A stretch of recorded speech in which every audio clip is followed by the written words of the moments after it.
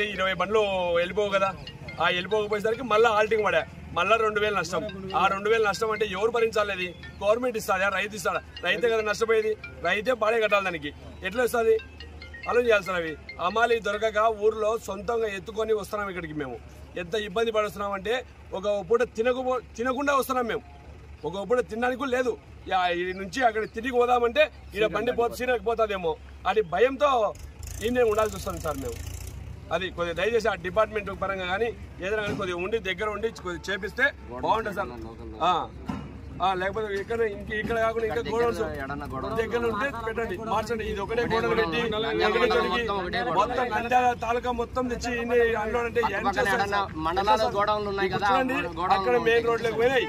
ఆ నుంచి వాడు ఫుడ్ ఎక్కడ నెల మా తమ్ముడు అక్కడ ఉన్నాడు, వాడికి ఫుడ్ లేదు. ఇప్పుడు వాడు పస్తులున్నాడు ఈరోజు మధ్యాహ్నం. ఆ నుంచి పోతే పనులు ముందుకు పోతాయేమో అనేసి. ఎట్లా సార్ వాడికి? ఎట్లా నీళ్లు లేవు. మేము మోటార్ సైకిల్ తెచ్చుకున్నాం, ఆటోకి ఎక్కుదామంటే ఆటోకి పోయేస్తే ఇక బండి పోతాదేమో అనే ఇబ్బందులు పడుతున్నాం మేము. కొద్దిగా దయచేసి అది చూడండి సార్. ఇండియా ఎస్డిపి తరఫున ఈరోజు నంద్యాలలోని సెంట్రల్ వేర్ హౌస్కు రావడం జరిగింది. ఇక్కడ చూసుకుంటే రైతుల పరిస్థితి అధ్వానంగా ఉంది. దేశం మొత్తానికి అన్నం పెట్టే రైతులకు ఇక్కడ సదుపాయాలు లేక, ఇక్కడ పరిస్థితులు బాలేక వాళ్ళు పూర్తిగా చాలా వరకు ఇబ్బందులు పడుతున్నారు. ముఖ్యంగా చూసుకుంటే ప్రభుత్వం ఏదైతే రైతులకు పంట గిట్టుబాటు ధర కల్పించిందని చెప్పి ఈ వేర్ హౌస్లోకి తీసుకొచ్చి ఇక్కడ డివైడ్ చేసుకుంటున్నారు వాళ్ళ యొక్క వరిని. దాన్ని చూసుకుంటే దాదాపుగా బయట నుంచి వీళ్ళు బయట ట్రాక్టర్లు పెట్టుకొని లారీలు పెట్టుకొని బయట నుంచి లోపలికి వచ్చి కాటా దగ్గర వేసి ఇంట్లోకి వెళ్ళడానికి దాదాపుగా వారం రోజులు సమయం పడుతుంది. ఇది ఎంత అధ్వానమైన పరిస్థితుల్లో వీళ్ళు ఉన్నారు. 4 రోజులు నుంచి 6 రోజులు ఇక్కడ ఉండి వాళ్ళు వాళ్ళ యొక్క దీన్ని వేరే హౌస్లో దింపాలి, వరిని దింపాలి.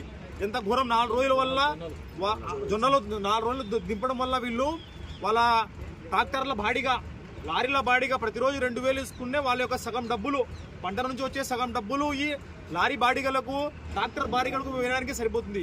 దీన్ని తీవ్రంగా ఖండిస్తున్నాము. ముఖ్యంగా ఏదైతే నంద్యాలలో మనకు నంద్యాల జిల్లాలో 2 మంత్రులు ఉన్నారు. 2 మంత్రులు ఉండి కూడా రైతులకు దుస్థితి ఉంటే చాలా ఘోరం. అట్లీస్ట్ ఇక్కడ ఒక హమాలీలను పెంచాలి. ప్రభుత్వం అనుకుంటే ఒక 500-600 మంది హమాలీలు వస్తే పని స్పీడ్గా జరుగుతుంది. 4 రోజుల్లో జరిగే పని 1 రోజులో అయిపోతుంది.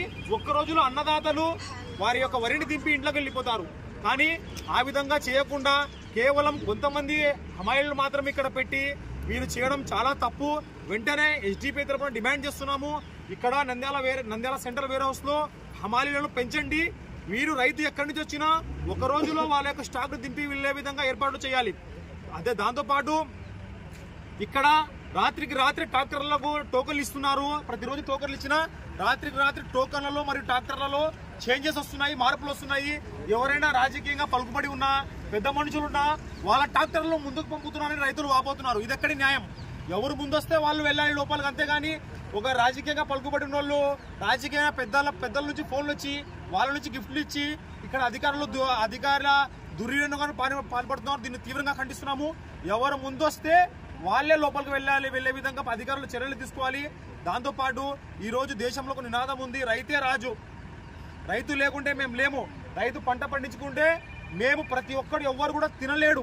తిండికి మేమందరం 4 చేతులు 4 వేలు లోపలికి వెళ్తుంటాయి. దాని యొక్క ముఖ్య కారణం రైతే. కానీ ఇక్కడ అదే అన్నదాత మన దేశానికి మొత్తం అన్నం పెట్టే అన్నదాతకే ఇక్కడ ఎటువంటి సదుపాయాలు లేవు. కనీసం తాగడానికి నీరు కూడా లేదు. చాలా ఘోరం. నంద్యాలలో 2 మంత్రులు పెట్టుకొని రైతులకు నీళ్లు అందించలేకపోవడం చాలా ఘోరం. ఇప్పటికైనా ఈ అధికారులు మేల్కొని కనీసం వరకు నీటి సదుపాయము, కూర్చోడానికి కొంచెం షామియానా సదుపాయము, అట్లీస్ట్ వీళ్ళు బయటకు వెళ్ళి భోజనం చేయడానికి కూడా ఉండదు. భయపడుతున్నారు. ఎందుకంటే ఎక్కడ బయటికి వెళ్తే ఇక్కడ ట్రాక్టర్లు ముందుకు వస్తాయను. కనీసం ఒక వారం రోజులు మనం ప్రభుత్వం తరఫున వీరికి భోజనం కూడా ఏర్పాట్లు చేయలేమా? అంత దుస్థితిలో ప్రభుత్వం ఉందా అని సందర్భంగా ఎస్డిపి తరఫున డిమాండ్ చేస్తున్నాము. ముఖ్యంగా ఇక్కడ ఉండే సెంట్రల్ వేరస్ లో ఉండే వచ్చిన రైతులకు ఖచ్చితంగా తాగునీరు మరియు భోజన సదుపాయం ప్రభుత్వం కల్పించాలి. దానితో పాటు వెంటనే హమాలీలను పెంచి కేవలం 1-2 రోజుల్లోనే వీళ్ళ ట్రాక్టర్ను అన్లోడ్ చేయాలని ఎస్డిపి తరఫున డిమాండ్ చేస్తున్నాము. మరియు వీరికి ఏదైతే మీరు గిట్టుబాటు ధర కల్పించారో దానికి ఇంకా ఎక్కువ పెంచి దాదాపు 4500 రూపాయలకు ఇవ్వాలని ఎస్డిపి తరఫున డిమాండ్ చేస్తున్నాము. జై భారత్, జై జవాన్, జై భీమ్, జై ఎస్డిపిఐ.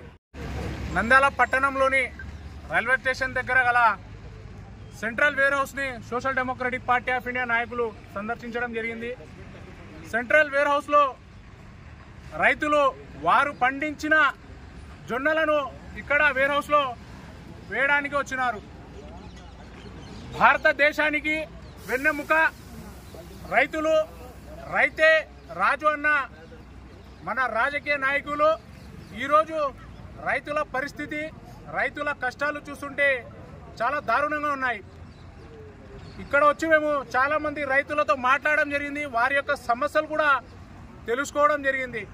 ఇంతకు ముందు రైతులకు వారి యొక్క జొన్నలు వేసుకోవడానికి సంచులు, అదేవిధంగా కాట ఉచితంగా మరియు అన్లోడింగ్ కూడా ఉచితంగా చేసేవాళ్ళు.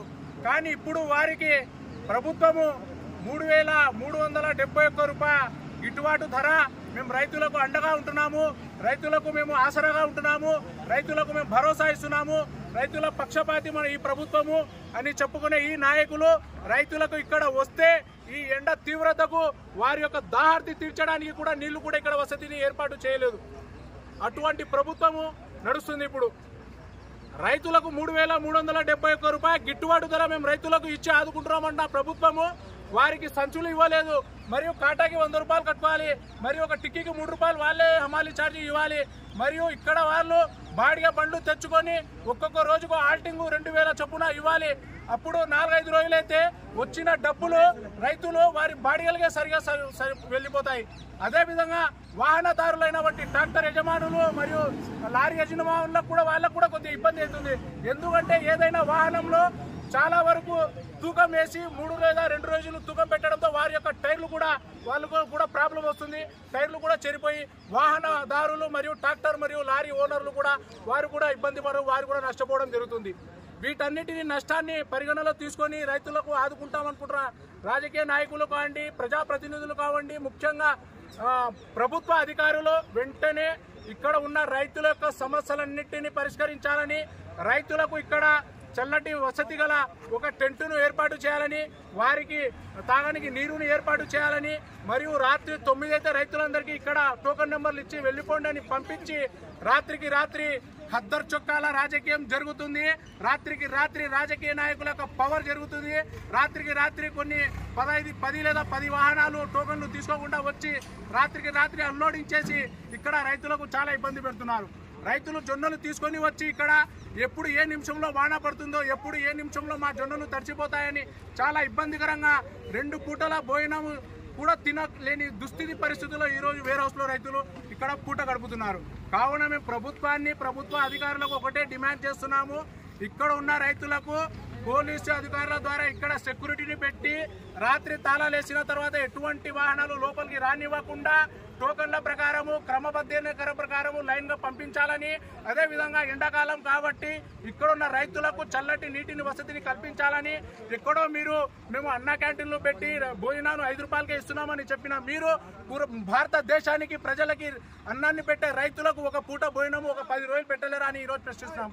కావున ఇక్కడున్న రైతులకు నీటి వసతిని, భోజన వసతిని, వారి యొక్క సమస్యలు నంద్యాల జిల్లాలో ఉన్న మంత్రివర్యులు గౌరవనీయులు బీసీ జనార్దన్ రెడ్డి గారు మరియు ఎన్ఎండి ఫారూక్ గారు వీరి యొక్క సమస్యలను తీర్చాలని ఈరోజు social democratic party of India నుండి మేము డిమాండ్ చేస్తున్నాము.